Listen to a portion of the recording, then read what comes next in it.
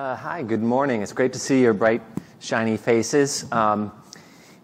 This title almost seems, I don't know, a little bit obnoxious, like the right way. And usually as an analyst, you're like saying, well, it depends, maybe this, maybe that. But on this one, I feel really passionate that we've been doing this the wrong way for a long time. And I feel really strongly that there is a right way. And that's what I want to share with you today as a methodology that you can use for any technology. But I think in particular content technology, which is the space that I come out of, is so important because it has to work for both people authoring and editing as well as the people consuming content. And so it's sometimes more complex than selecting other types of technology. But it's really critical to get all those pieces right. So let's start with a couple of questions. And if you want to just, this is just going to be, as the Spirit moves you, raise your hands. I want to ask you your opinion about this. So the first one, anyone. Why do half of all of IT projects fail? So by the way, this has been the consistent data over the last 30 years that half of all IT projects fail or fail to meet their objectives or fail outright. Anyone want to guess why does that happen? Just raise your hand. Anyone? Yes? Lousy requirements definition. Lousy requirements definition. Miscommunication between whom? Among whom? Business and IT, right, yeah. They build what they want to have, not what they need to have. Ooh, that's a good one. I'm going to give you a free copy of the book. And I don't know whether you all heard that. They build what they Want to have, not what they need to have. Right, yeah. Because people will sometimes say things, and it's kind of similar to yours, the requirements definition gone awry. Anyone else? Okay. Here's a separate question, and I'm going to put these two together in a second. What is design thinking? This is a hot term right now in the creative space and in marketing as well. What is design thinking when it comes to digital? Does anybody know? Solving problems. Focusing on solving problems, yeah. But how? Putting customers first, that's a good one. Anything else? You want to raise your hand. They're building to a process, not to a goal. Building to a process, right? There's a very specific methodology around it, although people adapt this methodology in different ways. Yeah, good. So what our basic approach here is that traditional technology selection has been using kind of a waterfall approach, a very old-fashioned kind of approach where you try to get all the requirements perfect and then, boom, pick a tool. Whereas design thinking teaches us a much more agile and iterative approach that we're taking out of the design world and applying it to technology selection. And it took us a long time as an analyst firm to kind of learn this lesson. I founded Real Story Group, originally at CMS Watch, about 17 years ago, and we wanted to create a different kind of analyst firm, something that was much more customer-focused, and it was really focused on analyzing the strengths and the weaknesses of the different vendors. Because we didn't feel that there was a really proper consumer reports type out there. So that's what we do today. We provide this research and subscription to companies who are considering selecting these tools.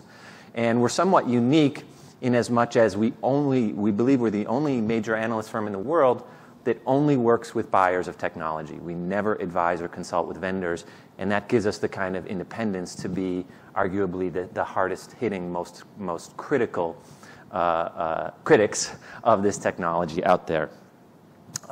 We cover a variety of different technologies. I don't know how well you can see this map, but I've got extra copies over here. You can go grab some, bring them home. You can download it from our website. But the idea is that these different lines here, like the light blue line is web content and experience management. The purple or light pink is digital asset management. Purple is marketing automation and campaigns. Orange, customer relationship management. And so this is sort of saying what vendors do what, right, around the world. And so you see that there's some vendors like Microsoft, Salesforce, Oracle that have typically a whole panoply of different solutions across all of these different lines. And then you've got these kind of more best-of-breed type solutions as well. So this is a city center with these big names that you recognize. Where do you think most of the innovation is happening, at the center or at the periphery? The periphery, right.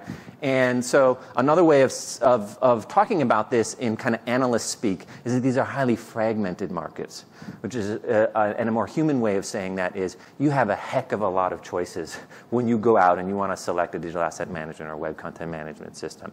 So choice in general is good, right? As a customer advocate, I'm going to say the more choices you have, the better. You just need a framework for kind of filtering that down. So what's the right framework? Well, what am I making fun of here?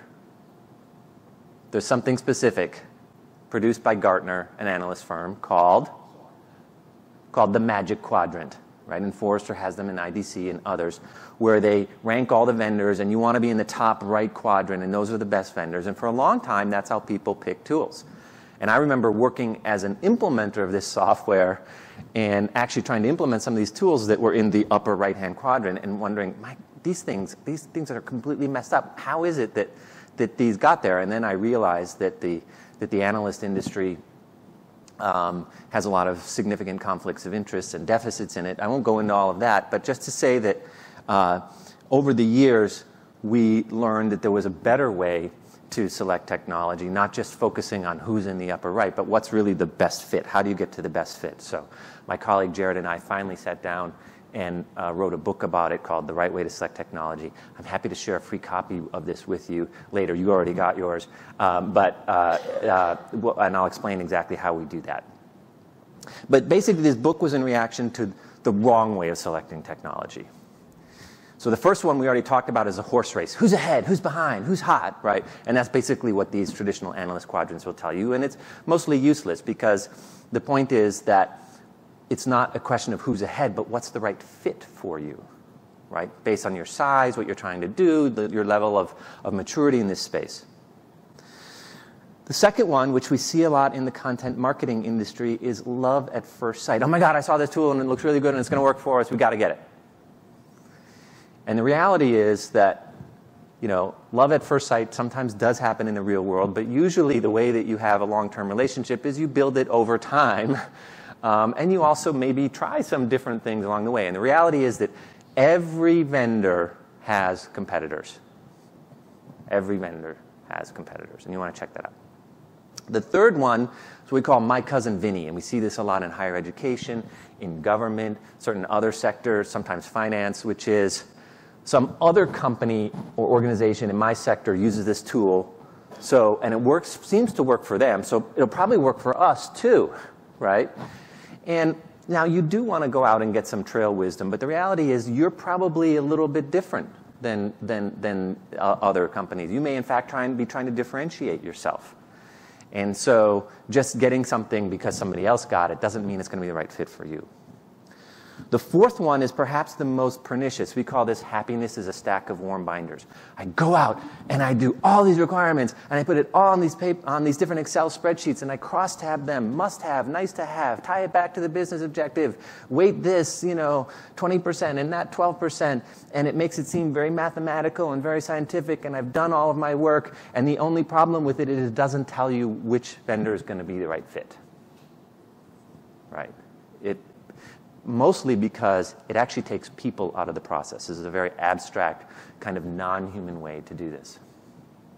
There's another one that we've added, particularly on marketing, because we see it a lot recently, and that is we already have this tool, we already have this vendor, right? We already have Adobe, and we use them for web content management, so let's use them for digital asset management too, even though it's a very different product and it might not be the right fit for us. So it's like, I already have this big drill. I've got to put this little hole in this piece of wood, so I'm going to go use that. And the problem with that, of course, is very uncomfortable for the person who has to drill little holes in this wood to use this huge, massive, almost kind of miter saw type thing. Sometimes the results of using something for what it wasn't intended can actually be catastrophic. But usually it's just more of a pain. But it also shows, in a way, a kind of a lack of respect for your peers. That you say, okay, we already have this, so I'm just going to say that it's the right thing for you, rather than actually giving them a chance to use it. So instead, you want to apply design thinking, right? Which is a way of getting outside of this waterfall approach and being more agile. We happen to like this particular definition. It's human-centered, draws from the designer's toolkit, mixes people, technology, and business. Right? And it's an approach to integrating those. And according to David Kelly, it has these 5 steps, which we really like because it turns out that these are very similar to the 5 steps that typically we've learned to take people through when they're selecting technology.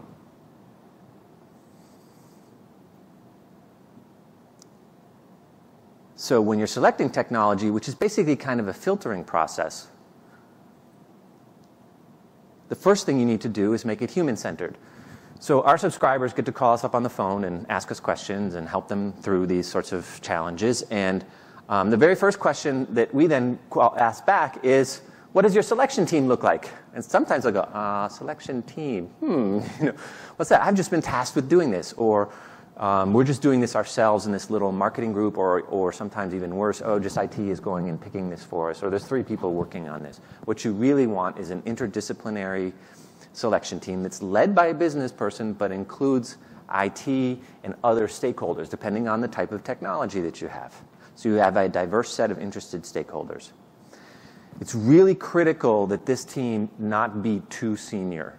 And the reason for that is the methodology that we're going to show you is pretty intensive and pretty hands-on. It has to be people who actually, A, have the time, but B, actually know what they're talking about and actually would be using this stuff, right? That makes it real.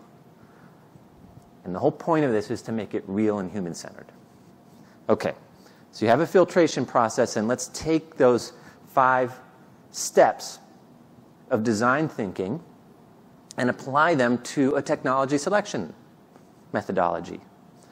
So the first thing is you empathize, and the way you do this, hopefully is a way that's very familiar to you, is you create stories. Not checklists, but stories. You then define what you need, and you do that through an RFP, request for proposal, or internationally it's often known as a tender. A lot of people are down on RFPs. We're really in favor of them if you do it right. We'll show you the right way to do it. Then you want to ideate a little bit because you probably in version 1 haven't gotten your requirements completely right. Nobody does. Particularly when you're putting it in black and white on paper for something that's a very interactive experience, working with technology. So you use the proposals to teach you and adapt and learn. Then you do some prototypes. And this is by having very structured demos with a small set of vendors. Keyword there is structure. They're following your scripts and your stories, not their scripts and their stories. Then finally, you test. And this whole process has been about testing, but the most important thing, the one thing that I really wish you to remember is how essential it is that the final phase of this process is a competitive proof of concept, or what we sometimes refer to affectionately as a bake-off. Is anyone here from Pillsbury? Good, because I did this once where there were some Pillsbury people in the audience, and they stood up and said, we've trademarked that term, bake-off. For a year after that, I was putting a little TM after bake-off. The point about the bake-off is you get your team hands-on with the technology. I can't stress how important that is. You're not going to know if it's the right fit. You're not going to know if it's easy to use, which is what we all want, until people actually get hands-on executing these stories that you created.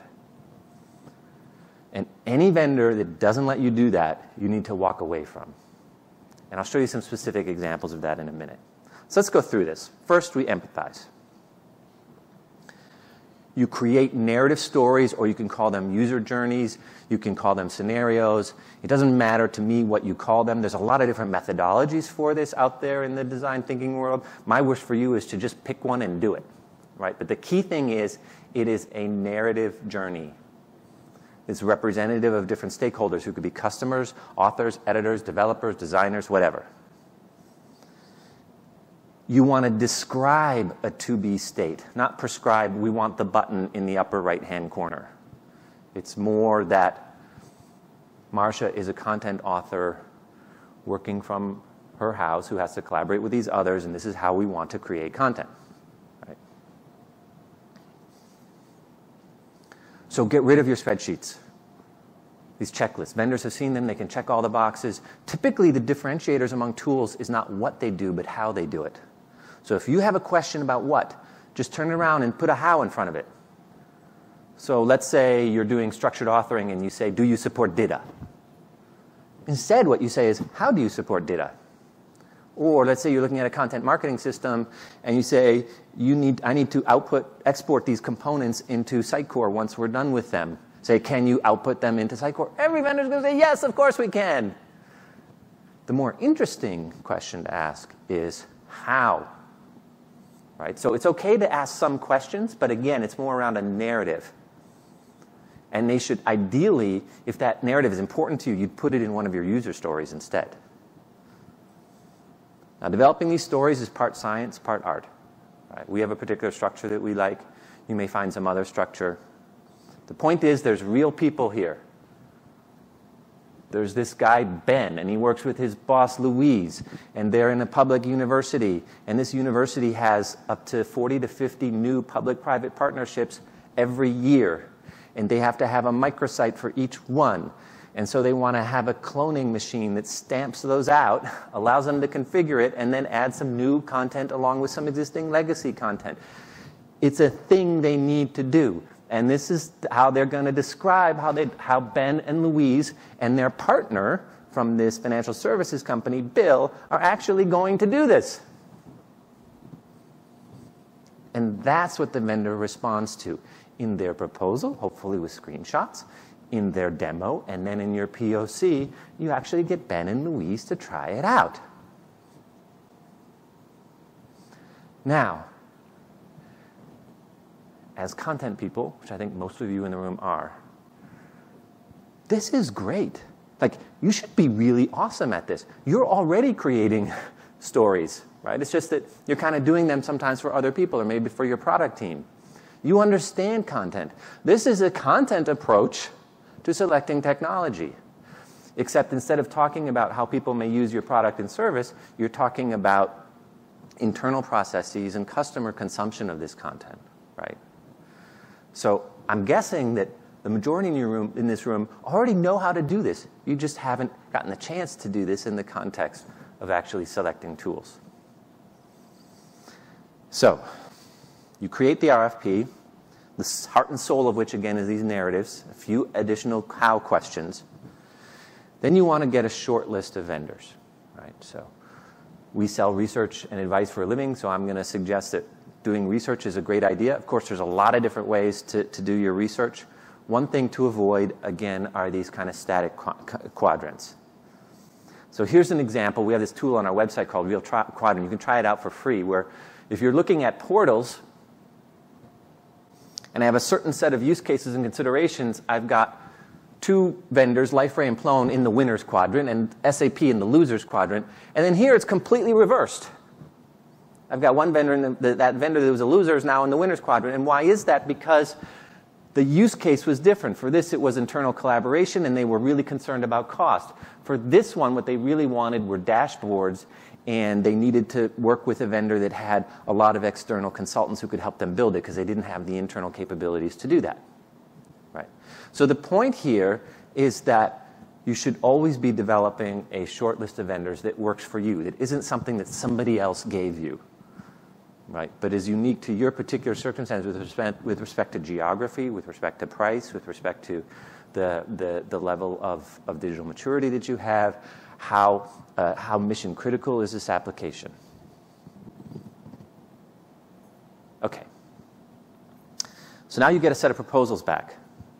And what's interesting about these proposals is that since they're against your user stories, you're going to learn a lot. You may learn that actually the answers are telling you that there's something kind of unusual about one story. Maybe you didn't quite explain it quite right. Or maybe you've got to think about something else. Or maybe the vendor has suggested a different way of doing things. Or maybe one of your stories, all the vendors can do it. So you don't really need to worry about that one going forward. Or maybe the answers are telling you, hey, you know what, there's a critical story here we haven't told. So the point here then is to adapt. You use this to filter the number of vendors you want to invite into the demos, but you also then change your demo script based on what you learned. Right? So then you didn't have to be perfect in your RFP. You just had to be good enough to start a conversation based on real human journeys, right? Then you get to the demos. And the demos are almost kind of like prototypes, because remember, it's not the vendor scripts, it's your scripts. So it's a little bit more work for them. We find 99% of the time vendors actually like this because it feels more real to them, and they get a better chance to show you how good a fit they are. So, because they're demoing things that are important to you, you get around this. Demos, and I sit in probably 30 vendor demos, day-long vendor demos a year. You know, if you don't do it this way, it can be totally deadening. I mean, they're just awful. It's a full day.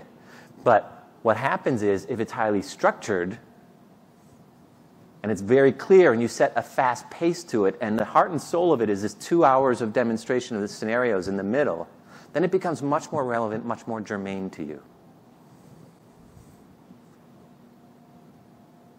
The other thing we always encourage is to make sure you have a break in kind of a private caucus, where you can figure out what is it that we don't like about this tool, or what questions do we have, then bring the vendor back in and really have a structured conversation with them.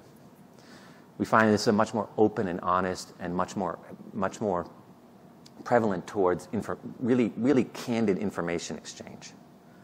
Right? So they're highly structured demos that are real stories. Okay. You're going to learn a lot in the demos about the tools, about what's possible, maybe things you didn't think about. So then what do you do with your narrative stories? What do you do again? Sorry? You edit them, you adapt them, you iterate them for the next round where you're selecting 2 back for the POC. There are real scenarios, real content, real people, real environment, right? So it's kind of like the demos, except the key thing here is it's hands-on. So what this means is you may need to commit the first day, day and a half, 2 days to actual end user and developer training. At least enough so that I can impersonate some of these personas and actually play with this technology.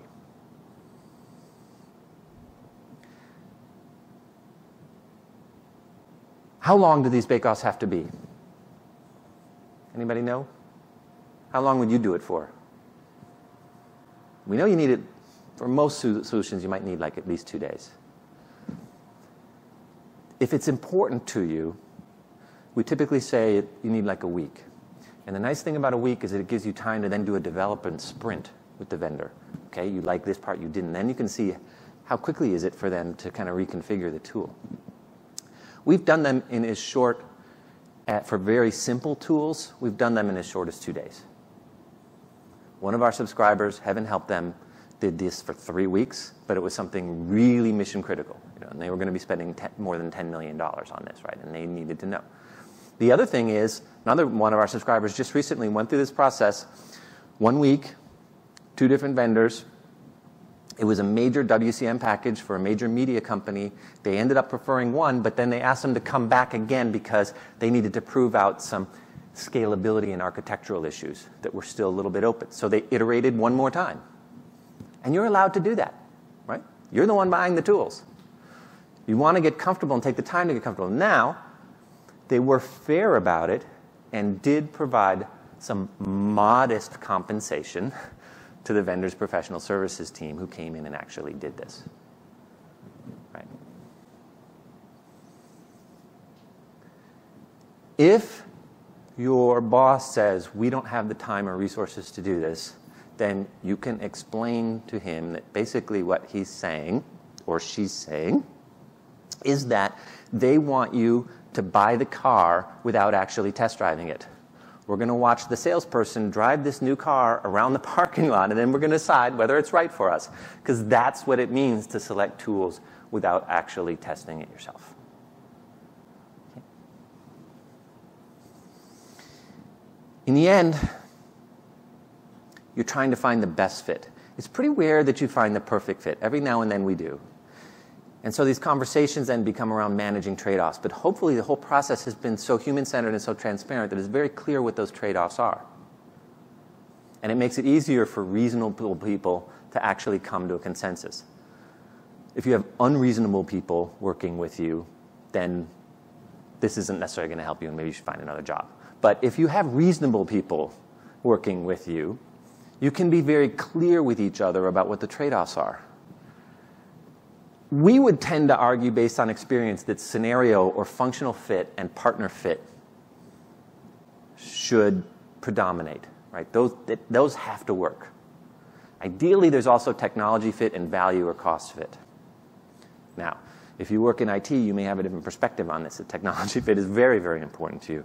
And sometimes we do see disagreements where someone will say, this is just not a good technical fit, and then you have to work that out.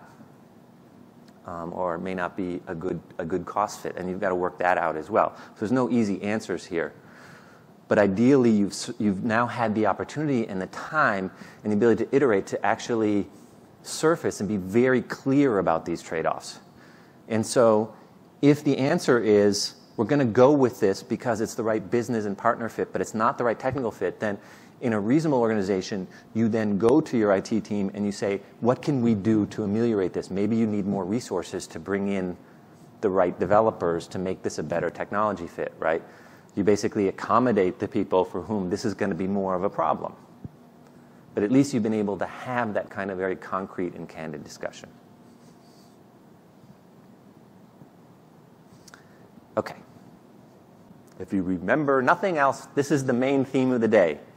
Iterate. Start with light requirements, but they have to be story-based, and refine them through a process where you're learning all the way through. Right? This is applying design thinking to selecting technology. If you would like a hard copy and or soft copy of this book, feel free to reach out to me and give me your contact coordinates, and for some brief compensation for you coming all the way here to this conference, I'm happy to send you a copy, and to also, we'll have time for questions right now, but if anything comes up later, happy to do that. These are the 4 research streams that we have that might be of interest to you if you are selecting any technologies in this area. We have a lot of experience, can certainly help you, and you can download free samples of this research at that last URL there. I'm going to be around at the break right after this if you want to talk about your individual circumstances, or today at lunch. But in the meantime, we've got a bit of time for questions, or if anyone wants to share their experience, or if there's anything that you disagree with or that you'd like some more clarity on. Let me bring the microphone to you so we can all hear you. And if you can just say your name and where you're from, and then that'll... Hi, my name is Faisal Fareed. I'm from Apertura. Mm-hmm. My question is more towards organization that already have a tool and a process in place, but they still wants to go out every 2 year and 3 year to see what else new has come out. Mm-hmm. And how do I compare as to what we have, and maybe the new design thinking, iterative process. Yeah. So it's not like a one-time buy. Yeah. How does that go out? Yeah, so there's a couple pieces of that, and it's interesting because about 1/3 of our subscribers, that's their use case. It's either that they want to see what's out there and they want to compare what they have against best of breed or opportunities in the marketplace, or, this is very common, they have multiple different tools. So we may have multiple WCM tools, multiple DAM tools, maybe through some merger, or maybe different departments bought them and now we need to align. And how do we decide which one? So that's kind of a technology selection process, but it's around consolidation. So those are 2 really interesting use cases. So the first one we actually do pretty frequently, which is an audit at some level of your initial, but then also comparing against what is available in the marketplace. And again, I would argue some interesting to-be stories can really help you there. Right? Which is to say, here's how we might want to do things different. Sometimes you need some education, some advice from experts about what's available first. But it's a way of not looking at it technology focused first. Like, oh, there's this interesting feature over here. Instead, you're thinking, what could we be doing as a business and as a content marketing team differently and more interestingly, particularly around things like segmentation or introducing certain degrees of automation? Could we actually put that into a story, maybe even a very fanciful story, and then go out into the marketplace and have vendors respond? And then you'll figure out, is what we're thinking, is what we're dreaming about realistic or not? And you can have your own IT department if they're the ones managing the solution, or your incumbent vendor to respond as well. Right? So you can use the same process. Maybe you don't need the hands-on, bake-off at the end, but certainly getting some proposals, or just I would grandfather, not make them do proposals, grandfather them right to a demo round. But it's a demo of your scenarios. Same thing if you've got multiple tools internally. Let's say you have 3 different digital asset management systems, and you're wanting to see, can we align around one?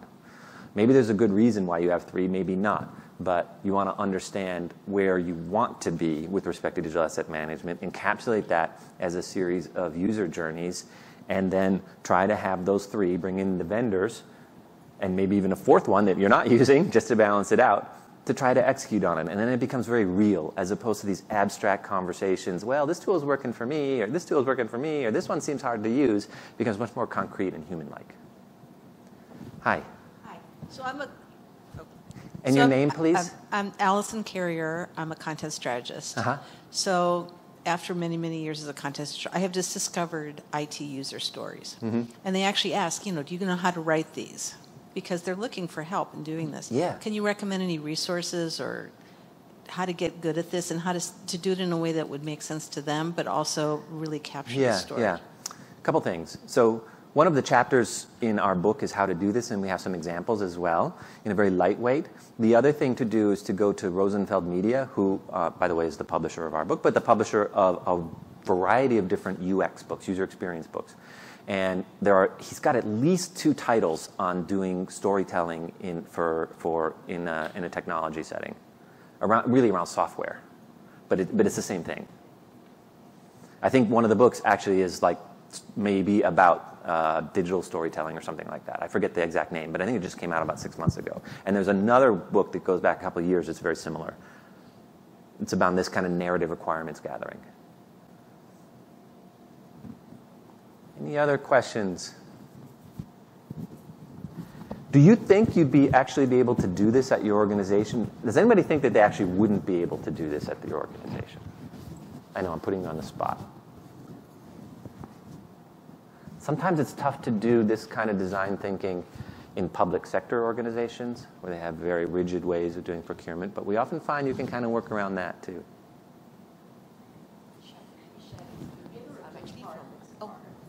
Well, let's come back to you, Lakshmi.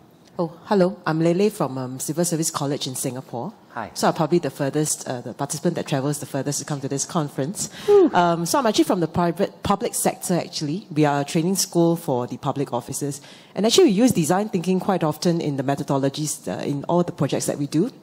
Proof of concepts. So we're building a digital learning platform. And before we do this, we actually spent 6 months doing proof of concept. So whatever you mentioned here is not is something that we have already tried. But the challenge again is actually in the mindset, because I think technical people have certain structured mindsets, whereas design thinking is really more of like a, if I call it, it's like a laissez-faire. It's a bit more bohemian. To a certain extent. So when you have an art and you have like technology marrying together, sometimes there'll be tension and conflicts. So the challenge is really in terms of how do you then execute whatever findings you have from the proof of concepts into something that could be structured enough such that it makes sense to the technology people, but yet it doesn't deviate from the principles of design thinking, which is putting your users first. That's right. And so although there are rigid processes internally, but by and large, I think it's doable even in the public service. Yeah, that's a great anecdote, and thank you for implying that I'm a bohemian. Maybe you can persuade some of my friends as well, because I've always wanted to kind of cut that sort of figure. So I really am grateful for that, and that alone is worth the book. But great input. But yes, this is increasingly possible in public sectors, particularly where you're innovating. But IT people quite properly, and sometimes just senior decision makers, look for structure. So the decision making doesn't have to be loosey-goosey. The decision making can be very structured, and the way we've often done it is around analyzing it story by story, which vendor did a better job and which didn't. So there's a lot of room for structured decision making. It's just that hopefully you're doing a very human-centered process around it. We tend to avoid using mathematics, though. right? Like, we're going to weight this consideration 40% and this one 20% and this one, because, again, that very often takes you away from the human distinction and makes it an excessively scientific exercise, when we should all be at least a little bit bohemian in this, right? Lakshmi, you were going to just wait for the... Lakshmi Grama from the National Cancer Institute. I think I agree with the process overall, particularly to making that selection.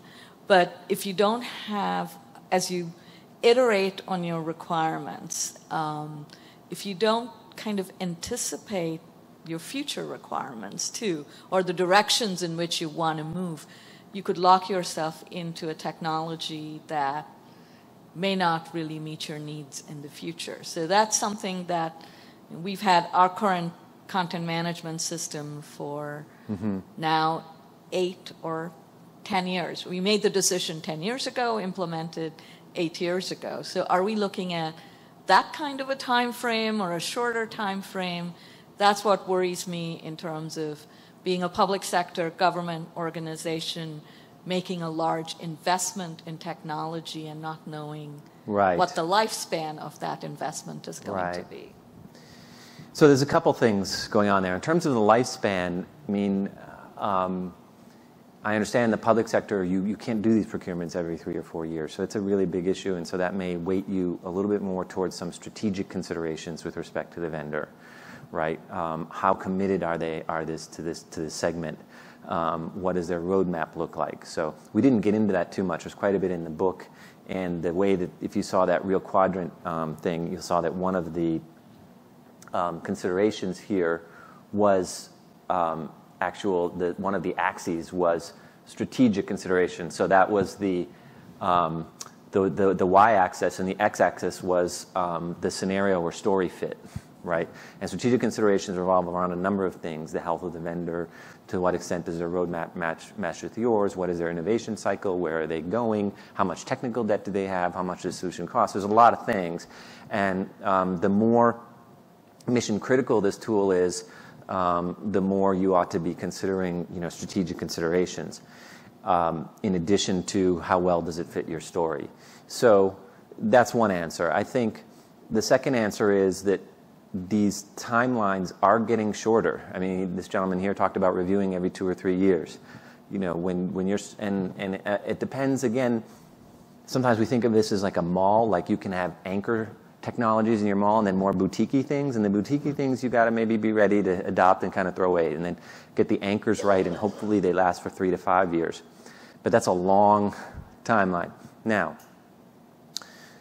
2 things that we usually do when we're helping people with RFPs and this kind of storytelling is, one is have at least one story that's really kind of out there.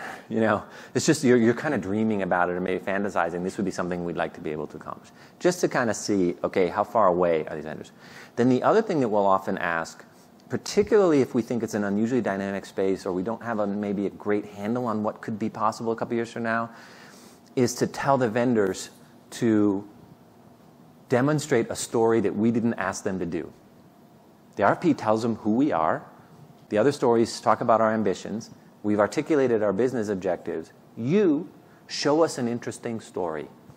Take us through a demo that we didn't think about, one of the demos, and then identify why might this be useful for us going forward. Or share with us some possibilities that you're thinking about on your roadmap. Now, one other caveat about this, though, is anyone here from Canada or a hockey fan? Okay. What did Wayne Gretzky famously say about this particular issue? Oh, geez. He has so many quotes, so this is a tough one. He said, "Don't skate to where the puck is." And it's a classic kind of business, gurus. Like, gurus get up here and say stuff like that. And of course it's true, but that phrase has caused so much damage in the technology world, because we're all trying to be where the puck is going, and we're not actually very good at our stick handling right here in front of us, right? And so the 2 things about this.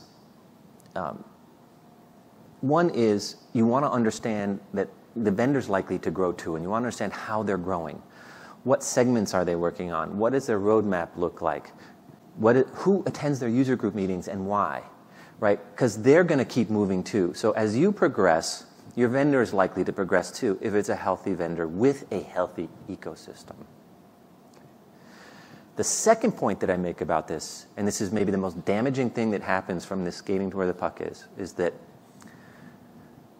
you face a much higher and more damaging risk of overbuying than underbuying. Okay? Overbuying technology actually slows you down and keeps you from getting your day-to-day adaptations that you need to be made. Makes it too hard. So if you remember that city center, like people drool over Adobe, for all these ridiculous reasons. And the problem is that in most cases, Adobe has the most complex technology on the marketplace. And I can tell you, based on our experience talking to dozens of Adobe customers, that a majority of them are unhappy. And the reason why a majority of them, and I'm talking about DAM and WCM and marketing, right? Okay, Creative Cloud, wonderful, fine. But the things that matter to us as actual content managers, and it's because they overbought it. And it's too hard to do the basic stick handling. And Adobe keeps telling them, because they're a dramatically arrogant company, you should be over where the puck is going. Right? That's where we are. And whether you have the capacity to get there right now. So if you are in a procurement where you have very complex needs and you get high-end solutions, my wish for you, and we always push this, make sure you include at least one simpler product in the mix. Okay, at least one. Because simpler and cheaper almost always turns out better than more complicated. Any other questions or comments? Man, I feel like I'm on a soapbox up here, but I feel so strongly about this because we've been watching people really struggle with this for 16 or 17 years, and you can get it right. And when people get it right, all sorts of wonderful things happen. Yeah, I just wanted to make... And your name? I'm Steve Manning, currently with Precision Content Authoring Solutions. Full disclosure, I've worked with Tony in the past, contributing some material to a report. But you were asking, when you have difficulty with companies, purchasing things, and a lot of times it's when IT has a perspective that they own technology decisions. And you can get around that by taking a process to them. Yes. Because just as, I used to call it, last seen syndrome, where you fall in love with the last tool you saw, because there's something that just bright and shiny, and I loved it, and we need it, but when you go to a process and you've got a process, if you're buying a tool and you're working with a particularly, say, distant IT group, to have those stories to say and to go in and say, this is what I need it to do, it actually takes some of the power away from them and puts it back in your hands. Yeah, that's a great point. And I would say as a former IT person that sometimes, there are these conflicts and disagreements, and it's not always because IT, needs to own this or is arrogating some powers, because they've kind of been burned before when decisions were made without them and they were expected to actually implement it, which is certainly my personal experience. And so what they want to see is just some structure, right, to this very often, and some process. There's a larger question around ownership, and we've written a lot about this and the importance of applying product management and business product management to these capabilities in these systems so that there's a business owner of each. IT may manage the program management and the platform management around the technology, which is fine, but you, the business, are owning the product and following traditional product management regimes, which are around waves and roadmaps and balancing different competing internal business needs. And it's really important to think about that, because with some exceptions, the majority of these tools, you're going to be constantly enhancing and tweaking them. Right? It's almost like a piece of software for you too, and you have to treat it that way if it's important to you. We can take one more short one. Okay. Will that work? Okay, here you go. I'm Cassandra. I'm from a technology sector. We have inherited a ERP system that we've bastardized and turned into an attempt at a CRM. Ooh. Yeah. And there's no moving away from it. We're stuck with it. They're throwing plugins at it left, right, and center to make it work with everything else that we have. But how do you, I guess, start to fight for different business units to be involved in those discussions? Is user stories the best way in to kind of illustrate to people that you also have a stake in the different technologies that are being chosen? Yeah.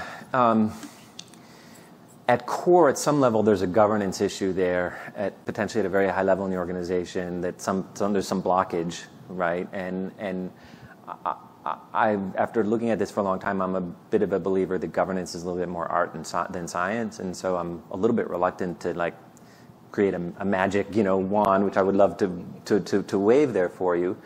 But